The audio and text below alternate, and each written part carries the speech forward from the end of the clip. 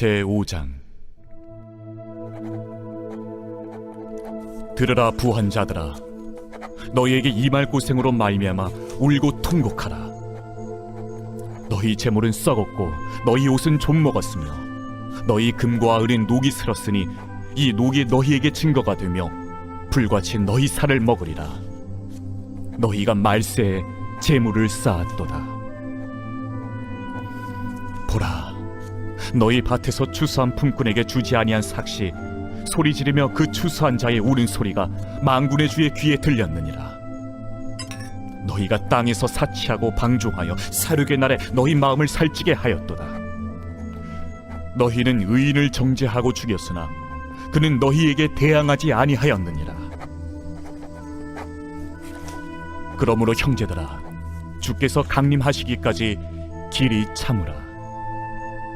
보라, 농부가 땅에서 나는 귀한 열매를 바라고 길이 참아 이른 비와 늦은 비를 기다리나니 너희도 길이 참고 마음을 굳건하게 하라. 주의 강림이 가까우니라. 형제들아, 서로 원망하지 말라. 그리하여야 심판을 면하리라. 보라, 심판주가 문 밖에 서 계시니라. 형제들아, 주의 이름으로 말한 선지자들을 고난과 오래 참음의 본으로 삼으라. 보라, 인내하는 자를 우리가 복되다 하나니 너희가 욥의 인내를 들었고 주께서 주신 결말을 보았거니와 주는 가장 자비하시고 긍휼히 여기시는 이시니라. 내 형제들아, 무엇보다도 맹세하지 말지니 하늘로나 땅으로나 아무 다른 곳으로도 맹세하지 말고 오직 너희가 그렇다고 생각하는 것은 그렇다 하고 아니라고 생각하는 것은 아니라 하여 정죄받음을 면하라. 너희 중에 고난당하는 자가 있느냐? 그는 기도할 것이요 즐거워하는 자가 있느냐? 그는 찬송할지니라. 너희 중에 병든 자가 있느냐? 그는 교회의 장로들을 청할 것이요 그들은 주의 이름으로 기름을 바르며 그를 위하여 기도할지니라. 믿음의 기도는 병든 자를 구원하리니 주께서 그를 일으키시리라. 혹시 죄를 범하였을지라도 사하심을 받으리라. 그러므로 너희 죄를 서로 고백하며 병이 낫기를 위하여 서로 기도하라. 의인의 강구는 역사하는 힘이 큼이니라. 엘리야는 우리와 성정이 같은 사람이로되 그가 비가 오지 않기를 간절히 기도한즉 3년 6개월 동안 땅에 비가 오지 아니하고 다시 기도하니 하늘이 비를 주고 땅이 열매를 맺었느니라. 내 형제들아, 너희 중에 미혹되어 진리를 떠난 자를 누가 돌아서게 하면 너희가 알 것은 죄인을 미혹된 길에서 돌아서게 하는 자가 그의 영혼을 사망에서 구원할 것이며 허다한 죄를 덮을 것임이라.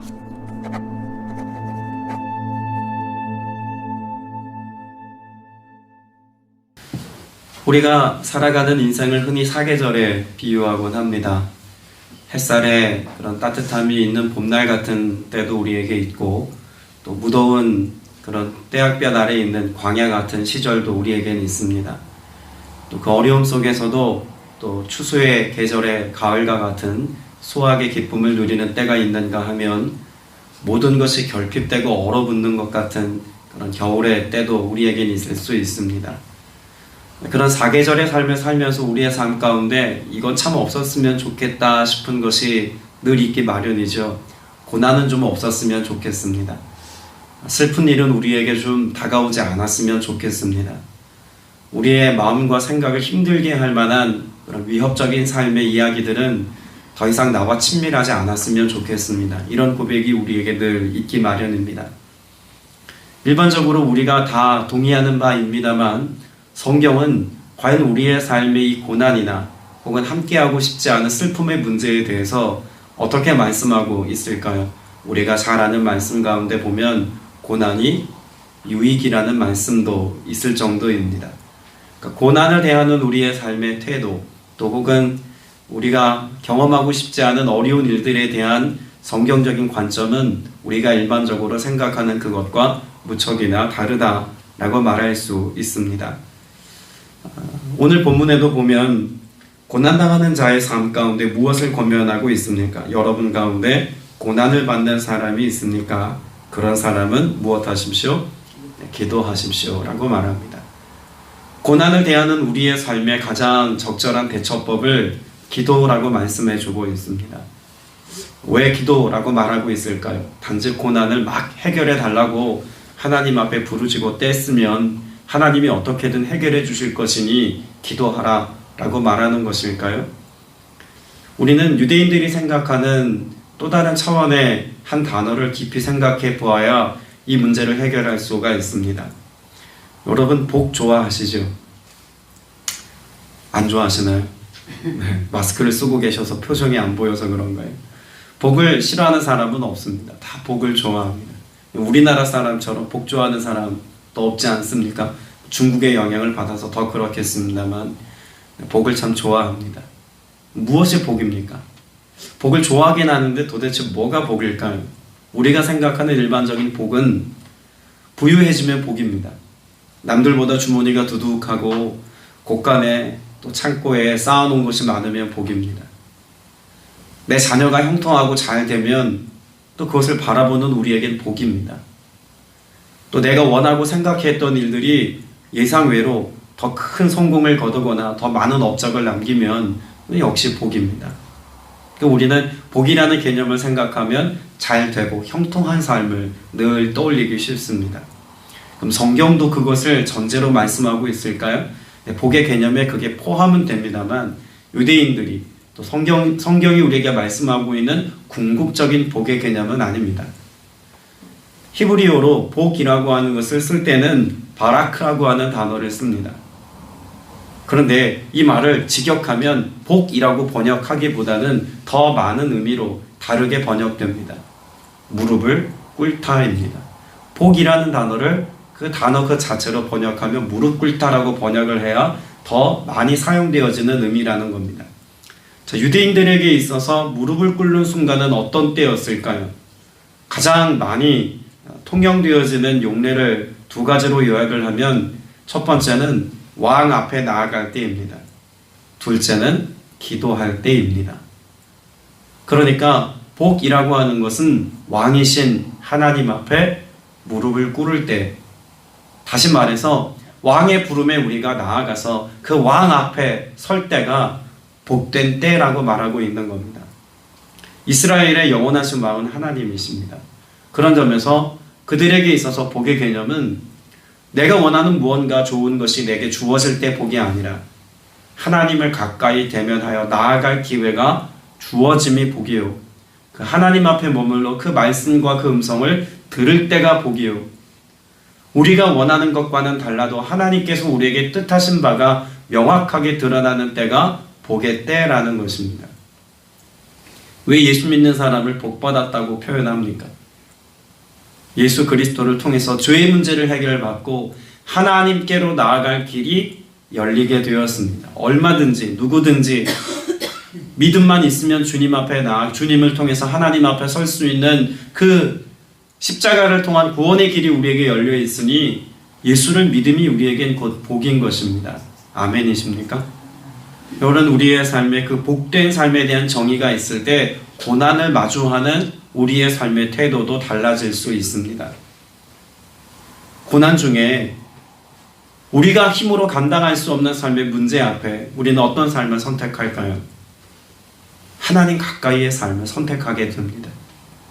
그래서 성경은 복이라고 말하는 겁니다. 고난 그 자체는 누구나 다 싫어하고 외면하고 싶고 쳐다도 보기 싫은 일이지만, 그러나 그 고난으로 인하여서 하나님 가까이의 삶을 살 수 있게 된다면 여러분, 그건 성경적인 관점에서 분명히 복인 겁니다. 때문에 시편 기자는 이런 복의 개념을 너무나도 잘 이해했기 때문에 여러 가지 고백을 통해서 자신의 삶에 복된 삶이다라고 노래하고 찬송합니다. 시편 73편 28절에 보면 하나님께 가까이함이 내게 복이라 라고 말합니다. 그러니까 이미 시편 기자는 하나님 가까이 하는 게 복인 게 알았기 때문에 이런 노래를 할 수 있었다는 거죠. 그리고 뒤따라 뭐라고 고백합니까? 내가 주 여호와를 나의 피난처로 삼아 주의 모든 행적을 전파하리이다. 지금 내가 고난 가운데 있지만 하나님을 가까이 함이 내게 복입니다. 그래서 내가 하나님 가까이 나가 하나님을 나의 피난처로 삼아 그 하나님 앞에서의 삶을 살았더니 내가 지금 겪고 있는 것은 고난이지만 그 고난 중에 내게 행하신 하나님의 행적을 보게 하셨고 이로 인하여 내 주 하나님의 이름을 선포하며 고백하며 증언할 수 있으니 나는 복된 사람입니다 라고 고백하고 있는 겁니다. 시편 기자의 이 고백은 다른 여러 곳에서도 비슷한 뉘앙스로 우리에게 선포되는 말씀들이 있습니다. 시편 34편 19절에 보면 의인은 고난이 많으나 그의 모든 고난에서 건지시는도다. 여러분, 의인의 삶을 우리에게 말씀하고 있을 때 의인은 그 의로 인하여 고난과 상관없는 삶을 살게 하시더라. 이래야 맞을 것 같습니다. 그런데 의인은 고난이 많다고 말합니다. 왜일까요? 의인의 삶은 철저히 세상이 주는 것과 다른 삶을 살아가는 인생의 결단을 가지고 나아갑니다. 세상과 충돌합니다. 죄악이 관영한 세상의 가치를 따라 살아가려고 하지 않습니다. 하나님 가까이의 삶을 살면 살수록 세상과 멀어질 수밖에 없기에 세상의 방편을 따르지 않는 우리의 삶에는 세상 사람들이 보기에 고난이라고 말한 상황들이 끊임없이 우리의 삶 가운데 주어질 수도 있다는 이야기입니다. 그런 우리의 삶이 하나님 가까이의 삶을 선택하여 기도할 때 어떤 은혜가 있다는 것입니까? 그 고난이 많지만 고난 속에서 건지시는 하나님을 경험하니 더욱더 하나님의 친밀함과 하나님의 역사하심이 선명하게 경험되어지니 고난이 많지만 그것이 우리에겐 복이라는 것입니다. 시편 119편 50절에도 말씀합니다. 이 말씀은 나의 고난 중의 위로라. 주의 말씀이 나를 살리셨기 때문이니이다. 고난이 없는 게 아닙니다. 고난이 있지만 고난 중에 주님의 말씀이 우리의 삶 가운데 주어져 그 말씀으로 내가 위로를 받고 힘을 얻어서 내가 다시 솟게 되고 생명을 얻고 힘을 얻으니 그것은 나에게 복이라는 것입니다. 주님의 말씀이 무슨 복입니까? 라고 말하고 싶은 사람들이 많습니다. 전도하다 보면 꼭 그렇죠. 아유, 그 말도 안 되는 이야기 늘어놓지 말고 차라리 밥 한 끼 사주는 게 더 낫겠습니다. 물론 그것도 위로가 됩니다. 그러나 그 말씀이 주는 생명의 가치를 진짜 아는 사람이라면 따뜻한 국밥 한 그릇이 우리에게 주는 넉넉함과 따뜻함보다 도리어 그 말씀이 우리를 얼마나 더 든든하게 해주는지 우리는 너무나 잘 알고 있습니다. 자, 그런데 여기까지는 이해가 됩니다. 고난 중에 기도하는 것 너무나 당연한 일이죠. 자, 근데 뒤에 보면 뭐라고도 말씀합니까? 즐거운 사람이 있습니까? 그런 사람은 찬송하십시오. 아니, 목사님, 이건 너무나 당연하고 쉬운 것 아닙니까? 즐거운 사람 찬송하는 것. 자, 그런데 제가 이 말씀을 다르게 읽겠습니다. 즐거운 사람이 있습니까? 그런 사람은 시편하십시오. 정확하게 번역을 하면 찬송하십시오라고 번역하는 게 아니라 시편하십시오라고 번역을 해야 더 의미에 맞는 고백입니다. 자, 그럼 시편에 기록되어져 있는 여러 말씀들, 제가 앞서도 시편의 말씀을 소개했습니다만 시편 기자가 고백하고 있는 모든 찬송은 다 고난 중에 하나님을 향하여 드리는 기도였습니다. 그러니까 이렇게도 바꿀 수 있겠죠? 여러분 가운데 즐거운 사람이 있습니까? 그런 사람은 기도로 노래하십시오. 기도하라는 이야기입니다. 자, 그러면 앞에서도 고난 중에 있는 사람도 기도하라는 말이고 즐거운 사람도 결국 기도하라는 말인데 어떤 게 더 쉽겠습니까? 고난 중에 기도하는 게 쉽겠습니까? 즐거운 중에 기도하는 게 쉽겠습니까? 여러분, 의미상으로 보면 즐거운 중에 기도하는 게 쉬울 것 같지만 실제 삶의 현장에서는 고난 중에 기도하는 건 하지 말라 그래도 합니다. 그런데 즐거운 중에 기도하는 사람 찾아보기 어렵습니다. 내 인생에 만족하고 부족함이 없는데 뭘 기도합니까? 그저 오늘을 누리며 살면 되지. 이런 의식이 더 강하다는 것입니다. 그러니 고난 중에 기도하는 게 사실 더 쉬운 일이라는 것입니다. 영적인 포지션에서 그렇습니다. 자, 그러면 여기 뒤에 나와 있는 즐거운 사람이 있습니까? 그런 사람은 찬송하십시오. 그런 사람 더욱더 기도를 선택하십시오. 라고 말하는 것을 통해서 우리의 삶에 무엇에 대한 도전이 있다는 것을 알 수 있습니까? 안락함이 주는, 편안함이 주는 도전이 있다는 것입니다. 오히려 이럴수록 기도하기가 어렵다는 것을 성경은 우리에게 역설적으로 말씀해 주어서 우리로 하여금 더욱더 하나님을 갈망하는 삶을 즐거운 때라도 안식할 때라도 평안할 때라도 그렇게 하나님을 찾아야 한다는 것입니다. 우리가 잘 아는 이사야 55장 6절의 말씀이 있지 않습니까? 너희는 여호와를 만날 만한 때에 찾으라, 가까이 계실 때에 그를 부르라 라고 말합니다. 왜 이사야 선지자는 우리에게 하나님을 찾고 부르라고 말합니까? 하나님이 그렇게 찾고 부르는 우리의 삶 속에 신실함으로 역사하시는 하나님이시기 때문에 그렇습니다. 어제도 야고보서 1장 5절의 말씀을 우리가 보았습니다만 야고보서 1장 5절의 말씀을 다시 한번 좀 볼 텐데요. 이 야고보서 1장 5절의 말씀은 우리가 조금 개역개정 성경으로 보는 게 더 좋을 것 같습니다. 야고보서 5장 1절의 말씀을 통해서 하나님이 어떤 분이신지를 우리가 좀 더 명확하게 알 수 있기 때문에 그래요. 자, 야고보서 1장 5절의 말씀, 개역개정 성경 있으신 분은 함께 읽어봅니다. 시작. 너희 중에 누구든지 지혜가 부족하거든 모든 사람에게 후히 주시고 꾸짖지 아니하시는 하나님께 구하라, 그리하면 주시리라. 지금 하나님 어떤 하나님이세요? 주시는 하나님이십니다.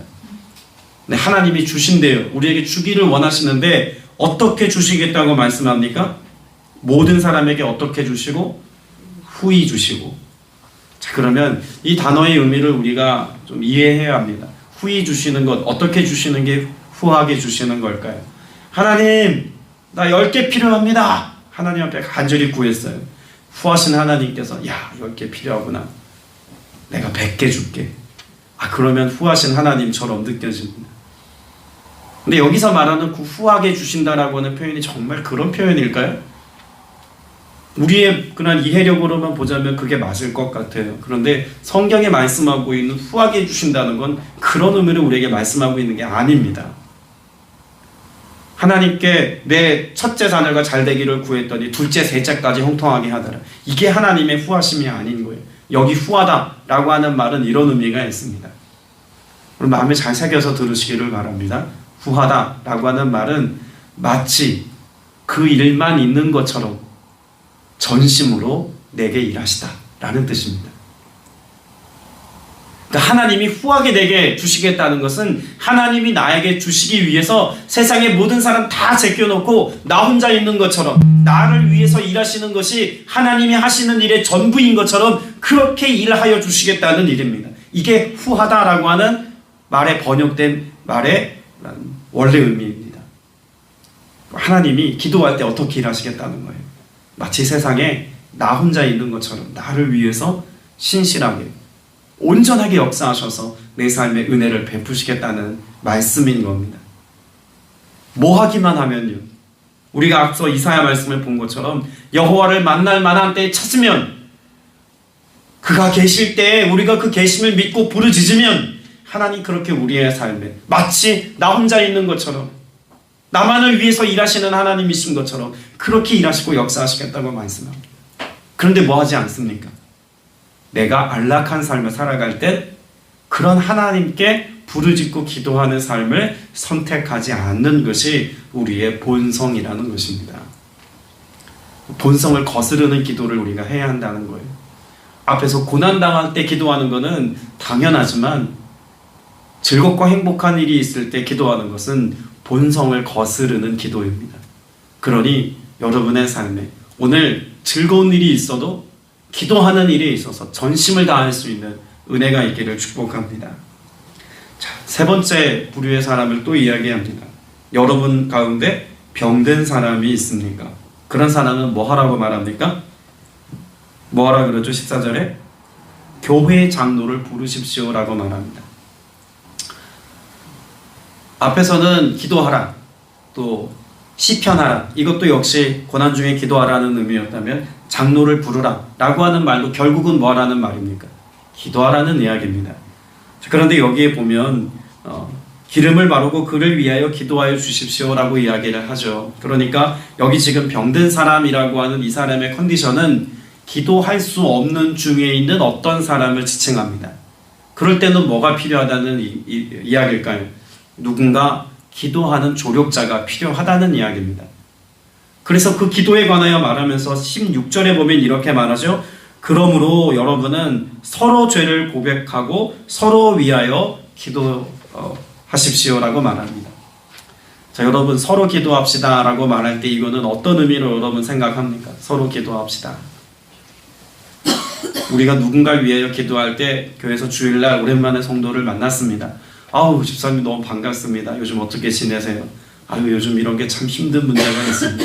아우 제가 그럼 집사님 위해서 기도할게요. 그리고 헤어지고 각자의 자리로 돌아가서 일주일 동안 연락도 안 하고 살다가 그렇게 또 다음 주에 만나면 아우 집사님 내가 집사님 위해서 기도했어. 서로 기도하는 것입니까? 네, 그도 맞는 것이지만 여기에서 서로 기도하라는 뉘앙스의 의미는 그런 의미가 아닙니다. 좀 더 적극적인 의미가 있어요. 자, 서로 기도하다. 자, 그러면 앞에서 장로를 초청하는 것, 어디에 장로를 초대하라고 부르라고 말하고 있습니까? 교회의 장로들입니다. 공동체성을 지금 매우 강조하여서 말하고 있는 거예요. 그래서 이 공동체 안에서 기도하는 지금 상황을 이야기하고 있는 겁니다. 그래서 서로 기도하라는 것은 내가 당신을 위해 기도하겠습니다 라고 약속한 것을 지켜서 내 삶의 자리로 돌아가 기도하는 것만이 아니라 기도할 수 없는 자리에, 기도할 수 있는 자리에 올 수 없는 사람, 기도할 수 없는 어떤 상황 가운데 놓여있는 사람, 이 사람들로 하여금 함께 기도의 자리에 있게 해서 기도하라는 이야기입니다. 이해가 되시나요? 나는 오늘 기도할 마음이 없어요. 그리고 나는 오늘 기도의 자리에 나올 수 있는 상황이 아니에요. 현실적으로 병이 들었고 마음의 병이 들었고 또 여러 가지 해결해야 될 삶의 어려운 일들이 너무 많아서 기도할 수 없는 상황이에요. 그런데 내가 당신을 위해 기도하겠습니다는 당신의 이름을 위해 부르며 내가 기도하겠습니다가 아니라 당신으로 하여금 함께 기도하는 자리에 초대하여서 기도할 수 없는 때에 내가 당신과 함께 기도의 자리에 서 있겠습니다. 이런 고백의 의미가 있는 겁니다. 우리는 누군가를 위하여 기도할 때 사실 더 쉬운 컨디션의 기도만 기도합니다. 오늘 이른 아침에 나와서 기도하실 때 여러분 제일 많이 하시는 기도가 어떤 기도입니까? 자녀 기도죠. 부인할 수 없습니다. 자녀를 위한 기도 제일 많이 합니다. 하나님 내 자녀가 혹은 손주가 이렇습니다. 이렇게 해결하여 주셔야 될 문제들이 이만큼이 있습니다. 도와주셔야 합니다. 그런 기도는 잘 하죠. 자, 그런데 한번 생각해 보십시오. 그 자녀로 하여금 기도의 자리에 있게 하셨습니까? 그럼 이거 다른 문제인 것처럼 보이죠. 내가 나 자녀 위해서 기도합니다. 맞는 이야기입니다. 근데 성경이 말씀하고 있는 서로 기도, 누군가를 위하여 기도한다면 정말 그 사람으로 하여금 기도의 자리에 있게 해야 합니다. 그리고 함께 기도해야 합니다. 그것이 서로 기도의 본질입니다. 오늘 여러분 혼자 성전에 나와서 기도하는 이 기도 여기에 만족하지 않게 되시기를 바랍니다. 내 자녀를 위한 기도가 진정한 중보의 기도라면 그 자녀로 하여금 기도의 자리에 서서 앞서 나누었던 어떤 삶의 복, 하나님 가까이의 삶을 살아갈 수 있도록 인도하고 도와주는 견인의 삶을 살아가는 것이 진정한 의미의 서로 기도의 사랑의 역사라는 것입니다. 나는 하나님 가까이서 기도하는데 내가 그 하나님 앞에 가까이 나아가 기도하는 이 복을 내 자녀들에게, 내 교우들에게 누리고 알 수 있도록 해줘야 하지 않겠습니까? 그것이 진정 사랑의 기도라고 저는 생각합니다. 그때 어떤 일들이 일어납니까? 그런 사랑의 기도, 본성을 거스르는 기도, 고난 중에 드리는 기도, 이런 기도를 드릴 때 하나님의 큰 능력을 경험한다고 16절 후반부에 말씀합니다. 그래서 의인이 간절히 비는 기도는 큰 효력을 냅니다. 여러분, 의인이 정성을 다하여 하나님 앞에 막 기도했더니 하나님이 그 정성을 보시고 효력을 나타냈더라, 이 이야기가 아닙니다. 앞에서 나누었던 고난 중의 기도, 본성을 거스르는 기도, 기도할 수 없는 사람으로 기도의 자리에 있게 해서 드리는 그 기도, 이 기도는 결국 어떤 기도라는 것입니까? 믿음의 기도라는 것입니다. 믿음으로 드리는 기도예요. 정성을 다하는 기도가 아니라 믿음으로 하는 기도입니다. 여러분, 이것이 기복적인 신앙과 다른 기도이고 유교적이고 샤머니즘적인 기도와 다른 기도의 태도인 겁니다. 정성을 다하는 어떤 노력과 수고로움에 기초하지 않습니다. 우리의 기도는 무엇에 근거합니까? 믿음에 근거합니다. 예수 그리스도를 신뢰하는 믿음이요, 그 믿음으로 주님께서 행하실 일들에 대한 신뢰를 기반으로 한 기도입니다. 이 기도를 드릴 때 하나님이 크게 우리의 삶에 역사하시겠다고 약속하고 있는 것입니다. 오늘 여러분의 기도가 그런 기도이기를 바랍니다. 17절에 나와 있는 엘리야, 우리와 똑같은 본성을 가지고 있지만 엘리야는 결국 본성을 거슬렀고 고난 중에 기도했고 기도할 수 없는 백성들로 하여금 기도의 자리에, 예배의 자리에 있게 하여서 그들로 하여금 하나님의 이름을 부르며 하나님 앞에 간구할 때 하나님의 역사를 함께 경험하지 않았습니까? 여기 나오는 엘리야는 앞에 나와 있는 세 가지 컨디션의 기도에 대한 모범입니다. 단지 그가 특별함으로 기도했더라가 아니라 고난 중이었지 않습니까? 당시 그 왕과 이세벨의 그런 수많은 박해가 있었습니다. 그럼 이와 같은 때에도 기도를 선택한 사람입니다.